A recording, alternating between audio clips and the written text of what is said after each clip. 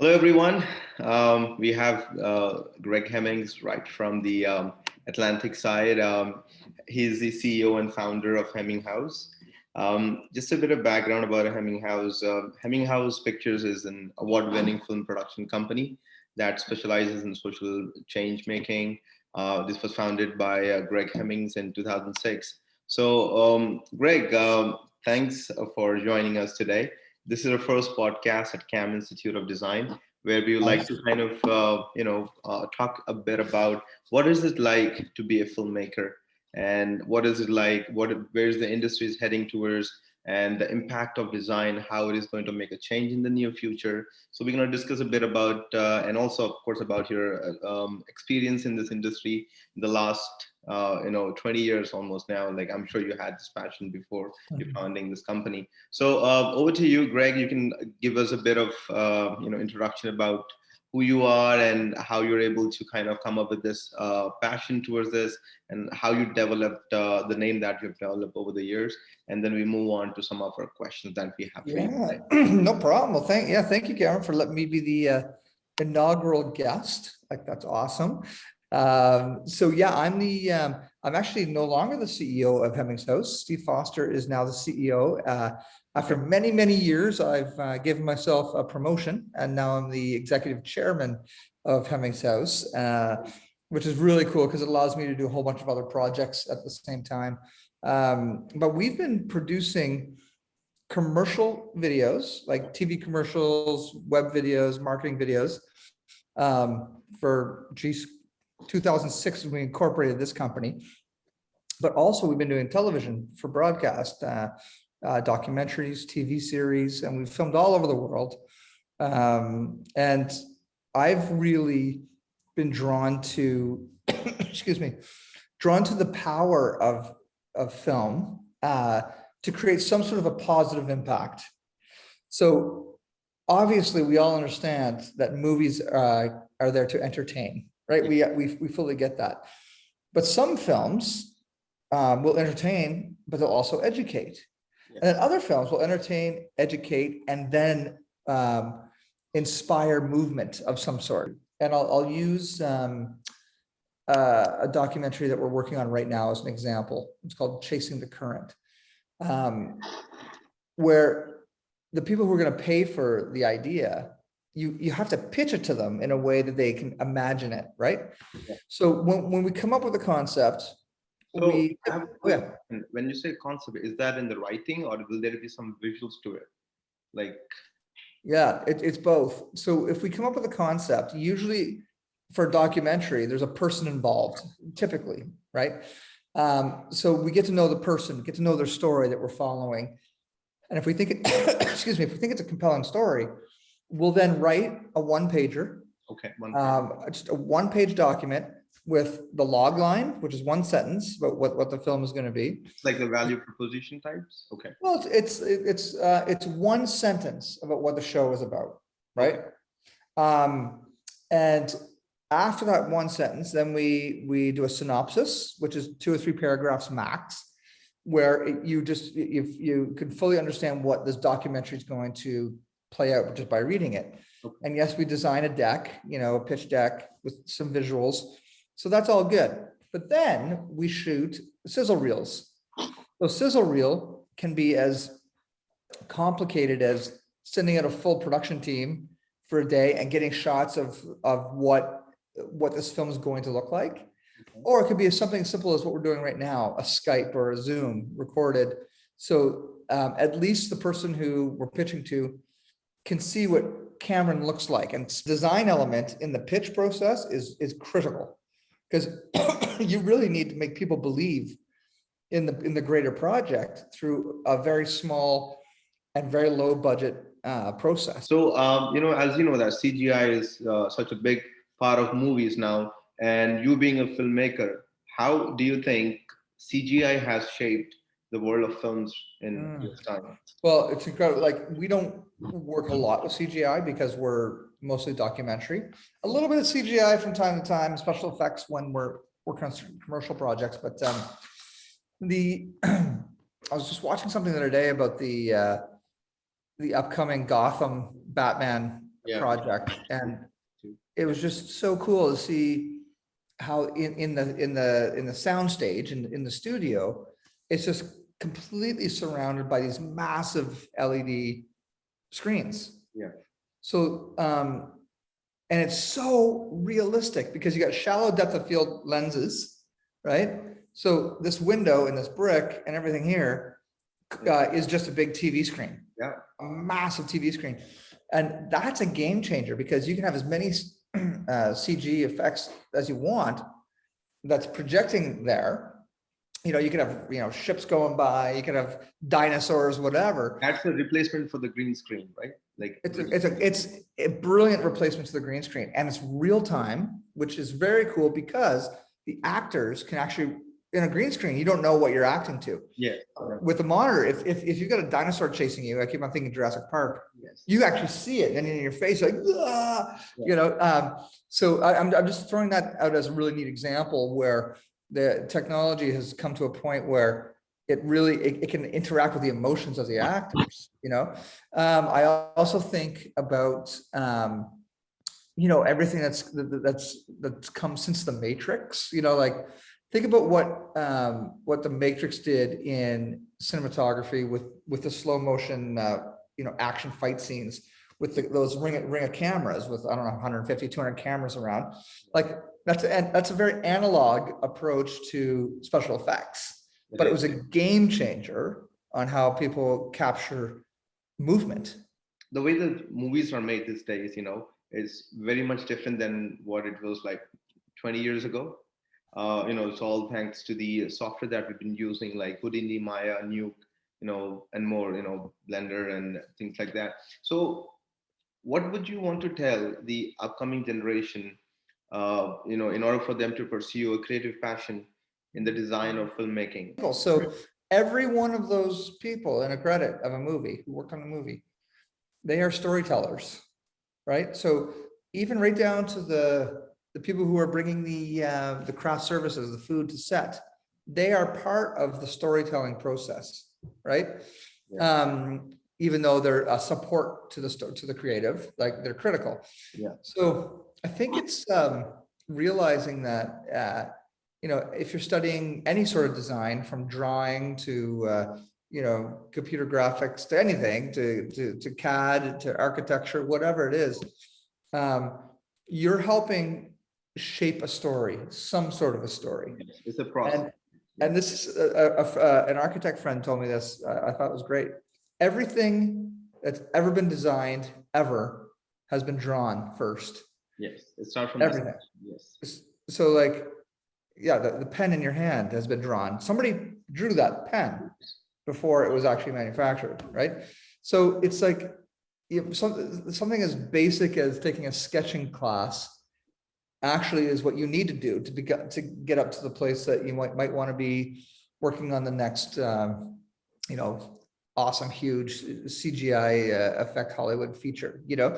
If you were to go back 20 years ago, what would you take away from today's time and implement in the old or you know, in the past? Well, I don't know if my response is going to be the answer you're looking for, but when I went to film school, I learned on film, on actual reels of film, not video, not digital, real film. And you can't screw up with film. Like I mean, it's too expensive. It's like $700 for a roll of film, you know, and you get 11 minutes. So you better know that your next take, you can't do 2 or 3 or 4 takes on a low budget, because every minute, every second of film costs so much money. And then once that film gets printed, so you can start editing with a razor, with literally scissors and tape, if you make a screw up with the edit and you actually physically scratched it or something, you have to reprint that reel again, and that's crazy expensive. So when I learned how to edit on film on a Steinbeck table, I learned how to be a very intentional editor, but also a very intentional director. Not to overshoot, just be very specific with what you're going to shoot, and very, very careful with the cuts that you make in the edit process. When digital came,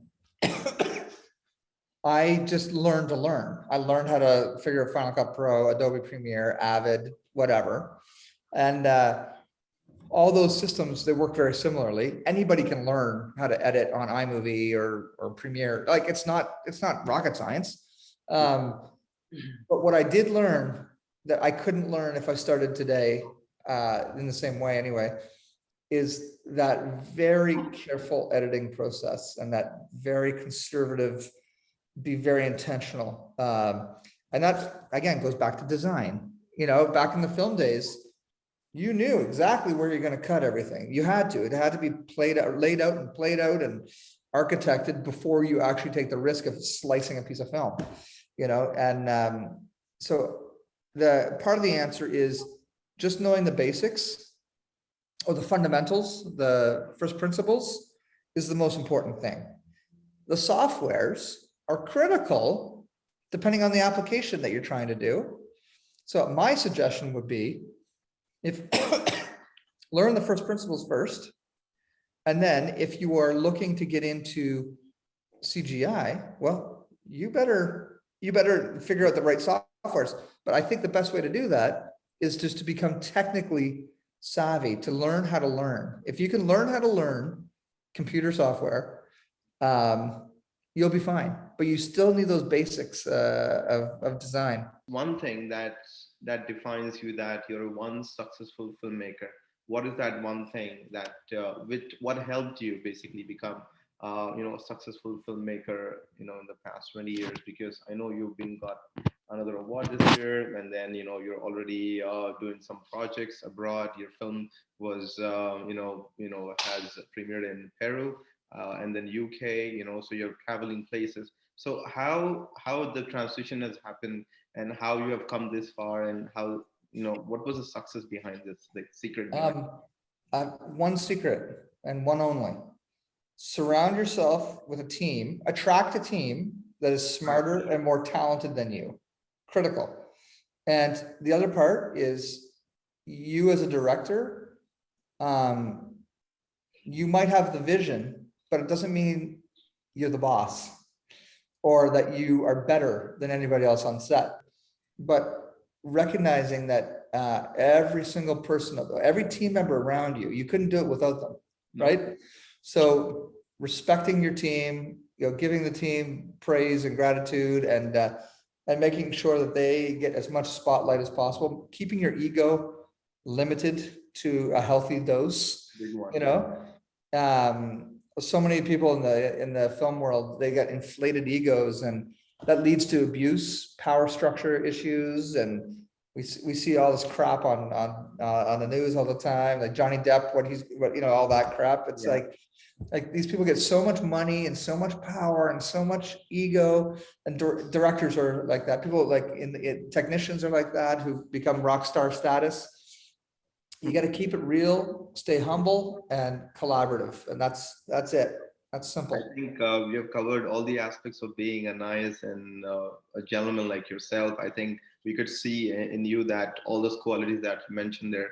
And I've spoke to a couple of them, and they all have to say, Greg is a nice chap. He's humble. He's always very welcoming, and collaborative attitude. So everything that you say, I can vouch for that. There's so many movies that has come in the market, Greg, right? So if I were to ask you your top three movies, that were a game changer for you, it could be either with the animation, it could be visual effects, or it could be just the makeup artist, or sculpting, or a technology that has been used. Well, there's three films. Two of them are old. One of them is black and white, and it's The Elephant Man by David Lynch, and it is such a powerful, emotional film. And it's black and white. There's minimal special effects, but the story is so good. So going back to the first principles, right? Is the story good? Is it going to connect with your heart, right? That film was a game changer for me back in the film school days. It really just, it reminded you that if you've got a good story, your film needs to connect with people's hearts, and you can do that in a very simple way. It doesn't need to be flashy, right? There's that one. Then let's rewind a few more years before this. Back in the 80s was the first Tron that came out. Oh, yes. And Tron blew my mind as a kid. It was the first time, and it was all analog special effects, like very, like they had digital effects in there as well, but it was, nobody did SFX before, like, you had Lucas, but Lucas did a lot of like flying puppet, not puppets, but like ships with strings, and Star Trek did all that. But when it came to Cables and the lasers and the light burned into film, the way Tron did, yeah, it sent me to the future, unlike any other movie ever did before. And then the reboot of Tron was really good. It didn't have the same magic to me that the first one did. And then if we want to fast forward to the future, I don't know why I'm picking this one, but I really liked Black Panther. And it, I think just like this, the special effects were great. Like the worlds that they made were beautiful. And I just like that it was a story told in an unexpected way, you know? And so that film was quite notable for me. I really enjoyed that. in this whole transition, what is the definition that you want to give to the word design? There's two ways to do life. One, and I do life both ways. One is improvisational, which I do a lot of that, especially artistically. But improv, you don't know where you're going. You take risks, and sometimes it works, sometimes it doesn't, and it can be very costly. Sometimes improvisation ends up being brilliant. Other times, and I'd say more times than not, it becomes very expensive and painful.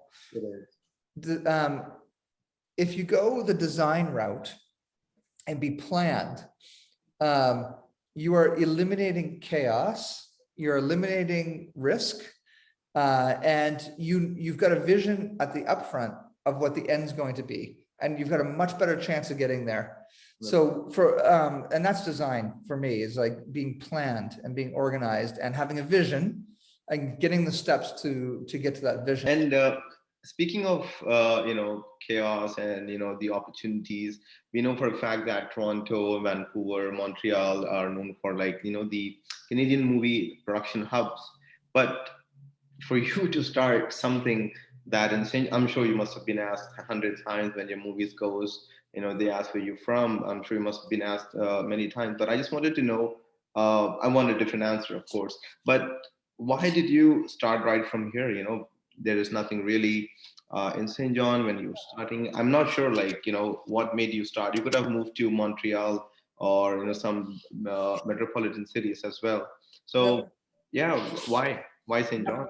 Well, I was born here in St. John, and I went to film school in Ontario, and I started my movie career in the Union in Toronto, working on Disney movies and CBC films and things like that. And then I found myself working on a cruise ship down in the Caribbean in video production. And I would work there in the winters and then come home in the summers. And I love this place. I love home, In the summers, sure. And when I came home in the summers, I started making music documentaries and films about music festivals. And I was like, why would I want to be anywhere else? This place is awesome. And then that led into some commercial work, and I started doing my own TV show. So it wasn't planned. Again, like my improvisational way, just the opportunity started to grow. And I was like, nobody else is doing it here. Why not here? And it's come with struggle, and it's come with an investment, but at the same time, I'm in the place I want to be. Like, I want to live here. Like it's one of those places that if you had a lot of money, you could live wherever you want. I'm probably in St. John in the top 5 places that I'd want to live, or maybe top 3, And I think even we've been asked a couple of times the same question. I think we are proud to be a St. Johner, and I think like you mentioned about this, nobody like me, and I would like to be here and get started. So we're on the same boat, But I think as they say that we are proud to have such skilled people that's being you've represented St. John and places that we never thought would be even spoke about. So I think the St. John community kind of like to thank for people sticking with St. John and representing St. John. So that's really a response that when we hear from people. On that note, I would like to kind of thank you for your time. Awesome, I man. hope that in the near future, some of the films that we've been working or documentary films that we're doing, we would like that to be at a global level. We would want to work with some Hollywood films when it comes to animation, VFX, or post production side. We'll be more than happy to kind of get St. John on the map. I hope your future projects are lined up. You seem to be busy during the summer, so I'm glad that I caught you up at the right time. So Awesome. thank you for your time, Greg, and Okay, Cameron, thanks a lot, man. wish you all Appreciate the it. best, and stay safe and stay healthy. You too.